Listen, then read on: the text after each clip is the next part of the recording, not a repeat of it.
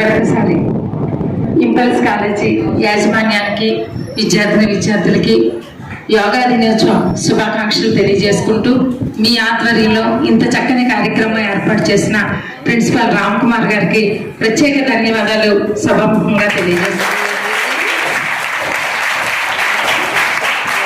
అదేవిధంగా ఈ ధ్యాన మందిరాన్ని ఇంత చక్కని కార్యక్రమానికి ఉపయోగపడేలాగా మనకి సహకరించిన ఆంజనేయులు గారికి, సుబ్బారావు గారికి కూడా నమస్సమాంజలు తెలియజేసుకుంటున్నాను. యోగా డే గురించి, ప్రత్యేకత గురించి ఇంతకుముందు మాస్టర్ గారు తెలియజేశారు, రామ్ కుమార్ గారు. వాటి విశిష్టత ఈరోజు యోగా నేర్పిన టీచర్ సత్యశ్రీ తెలియజేశారు. అదేవిధంగా నేను కూడా మీకు తెలియజేయడం జరిగింది.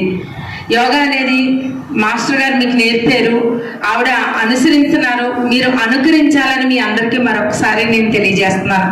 దీనివల్ల ఎన్నో ప్రయోజనాలు, ఎంతో ఆరోగ్యం దాగి ఉంది.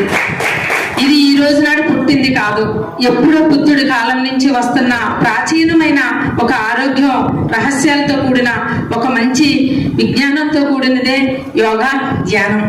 ఇవి ఎవరైతే చేస్తారో వీరి దరిదాపులకు కూడా అనారోగ్యం అనేది రాదు. ఇది మన భారతదేశంలోనే పుట్టబడింది. బుద్ధుడి కాలంలో దీన్ని భారతదేశం అంతా ప్రాచుర్యంలోకి తీసుకెళ్లారు. మన భారతదేశమే కాకుండా ఇతర దేశాల్లో కూడా తీసుకెళ్లడం జరిగింది.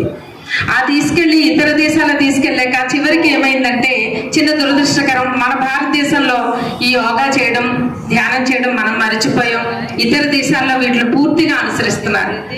చైనా, జపాన్, రష్యా వంటి దేశాల్లో ఉదయం లేవగానే మనం ఎలా కాఫీలు, టీలు, భోజనాలను అనకుండా ప్రతినిత్యం వాళ్ళు ముందుగా చేసేది యోగా, మెడిటేషన్.